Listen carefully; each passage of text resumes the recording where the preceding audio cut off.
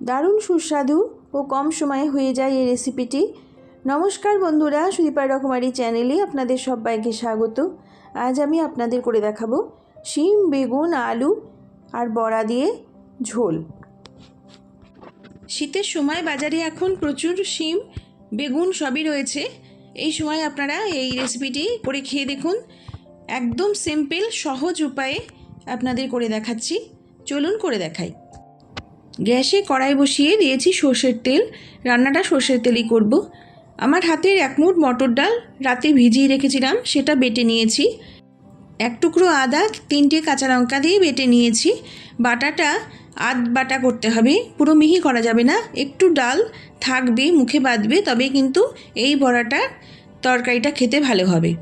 এইভাবেই বেটে নেবেন। এবার বড়াগুলো আমি ভেজে নেব। বড়াগুলো ভেজে নিচ্ছি।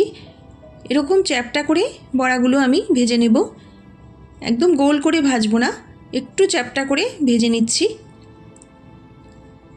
এইভাবে গ্যাসের আঁচটা কমিয়ে আস্তে আস্তে বড়াগুলো আমি ভেজে নেব। গ্যাসের আঁচটা কমিয়ে রেখেই আমি ভাজছি। দেখুন বড়াগুলোর একটা সাইড ভাজা হয়ে গেছে। এবার আমি উল্টে দেব আস্তে করে। হালকা হাতে বড়াগুলো এবার উল্টে দেব। এই যে দেখুন বড়াগুলো হয়ে গেছে। এর থেকে বেশি আর ভাজবো না, বেশি কড়া করে ভাজার দরকার নেই। এইভাবে বড়াগুলো রেখে এবার আমি তুলে নিচ্ছি।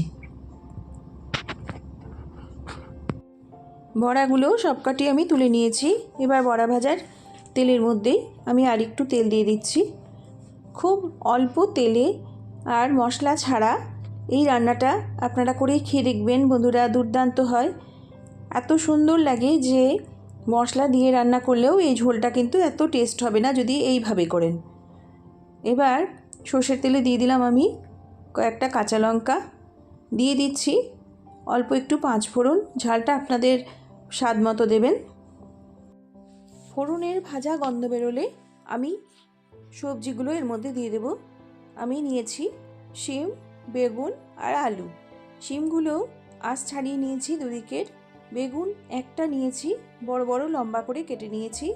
আর একটা আলু আমি লম্বা করে কেটে নিয়েছি। সব সবজিগুলোই আমি এরকম লম্বা করে কেটে নিয়েছি। সবজিগুলো সব এখন আমি দিয়ে দেব। সব সবজিগুলো নেড়ে নিয়ে আমি 3 মিনিটের জন্য একটি ঢাকনা দিয়ে কড়াইটা ঢেকে দিচ্ছি। 3 মিনিট বাদেই আসলাম। দেখুন সবজিগুলো কিন্তু নরম হয়ে এসছে, একটু ভাজা ভাজাও হয়েছে। খুব বেশি ভাজার দরকার নেই। এই রান্নাটা কিন্তু একটু হালকাই হবে, তাহলেই বেশি খেতে ভালো হবে। এবার দিচ্ছি পরিমাণ মতো লবণ, দেব পরিমাণ মতো হলুদ। লবণ হলুদ দিয়ে এবার আমি ভালো করে নেড়ে নেব।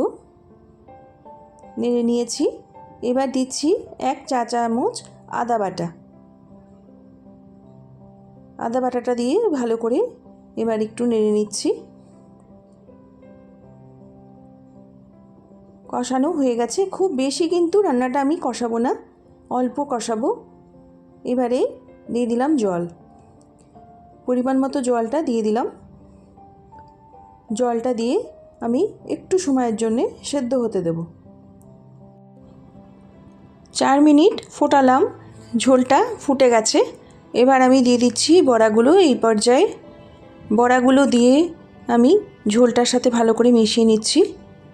ঝোলটা যাতে বড়ার মধ্যে ঢুকে যায় সেই জন্যে আর কিছুক্ষণ আমি ঝোলটা ফুটিয়ে নেব। খুব অল্প টাইম ফোটাতে হবে যেন বড়াগুলো না ভেঙে যায়।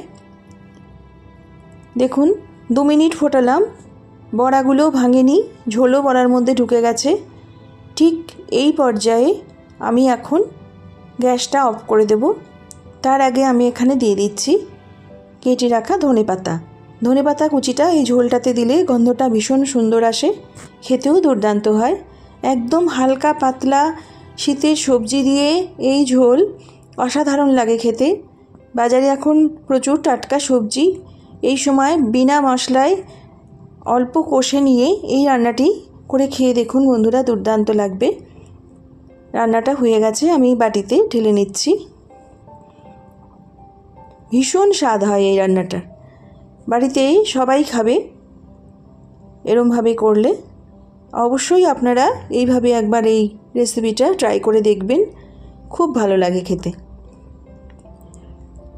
নতুন বন্ধু, পুরনো বন্ধু সবার জন্যই রইল আমার অসংখ্য অসংখ্য ধন্যবাদ, ভালোবাসা।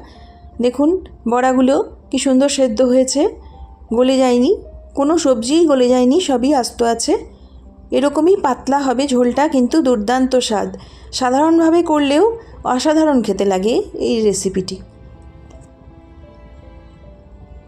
আপনারা এইভাবে এই রেসিপিটি করে খেয়ে দেখবেন অবশ্যই বন্ধুরা।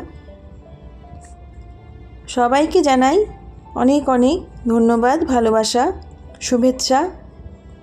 আর যেসব বন্ধুরা এতক্ষণ ধরে আমার রেসিপির সাথে জুড়ে রয়েছেন তাদের জানাই অসংখ্য অসংখ্য ধন্যবাদ। সবাই ভালো থাকবেন। নমস্কার।